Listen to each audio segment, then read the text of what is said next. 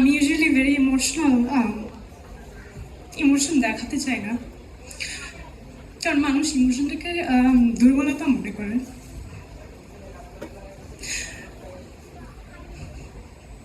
But আজকে এখানে সবার মাঝে হয়তো আমি সবচেয়ে ইয়াংগেস্ট। এই বয়সে আসলে আমার এত এত অর্জন এবং এত কিছু আমি মনে হয় যে আমি কখনো ভাবিনি স্বপ্নে যে হতে পারে। কিন্তু আমার মা ভেবেছিল। আমার আজকে অভিনয় জীবনের যাত্রা বলি বা গান শেখা সব কিছু, এগুলোর আসলে পেছনে আমার মার অবদান। এটা আমার বাবা না, সম্পূর্ণ আমার মায়ের অবদান।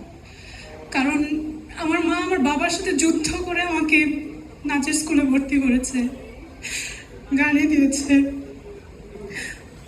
আমার পরীক্ষার মাঝখানে আমার কোনো কাজ আসলে আমার মা বাবার সাথে ফাইট করেছে যে না, তোমার মেয়ে পারবে, ভালো করবে, ওকে একটা সুযোগ দেওয়া উচিত। ও পড়াশোনায়ও যেভাবে মেনটেন করবে সেইভাবে ও অন্যান্য অন্যান্য সব কিছুতেই করবে। তো আমার যখন হোলি ক্রসে চান্স পাই আমি ক্লাস 6-এ, ওটা আমার জন্য মানে অনেক বড় একটা পাওয়া ছিল। তো হোলি ক্রসে ভর্তি হওয়ার পরও যেহেতু আমাদের ঢাকার বাইরে থাকতাম বাবার পোস্টিংয়ের কারণে, আমার মা ফাইট করে আমাকে আর আমার ছোটো ভাইকে নিয়ে ঢাকায় চলে এসেছে যে আমি পারবো, তুমি কিছু মনে করো না। অথচ তার আগ পর্যন্ত আমাদের এক গ্লাস পানিও ঢেলে খেতে হয়নি, যেহেতু আমার বাবা সরকারি কর্মকর্তা ছিল।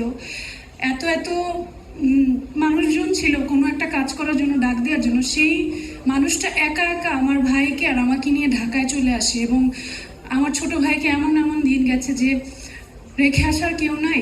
স্কুলে এসে সারাদিন বসে থাকতো, আমার ভাইটা গরমে ঘামতো, আর আমার মা বসে থাকতো যে আমার স্কুল ছুটি হবে, তারপর আমাকে নিয়ে, বা বাসায়ও যেত না, তারপর আমাকে নজরুল একাডেমিতে নিয়ে যেত গানের ক্লাসে।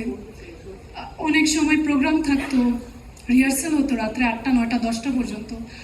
আমি স্কুল ড্রেস পরে বসে থাকতাম, আমার মা বাসায় যে খাবার নিয়ে আসতো আবার, যাতে আমার কোনো অসুবিধা না হয়।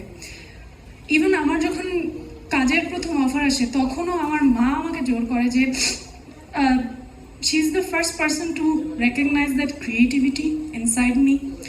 অ্যান্ড আমি অনেক এক্সপেরিমেন্ট করেছি এবং অনেকবার সুইচ করেছি। আমি স্কুল কলেজে সায়েন্সে ছিলাম, হোলি ক্রস থেকে পাশ করার পর আমি বলি যে না, আমি সায়েন্সে পড়তে চাই না, আমি বিবিএ পড়বো। তো আমি পরীক্ষা দেই, আমার জাহাঙ্গীরনগরে হয়, ঢাকা ভার্সিটিতে হয়, বিউপিতে হয়।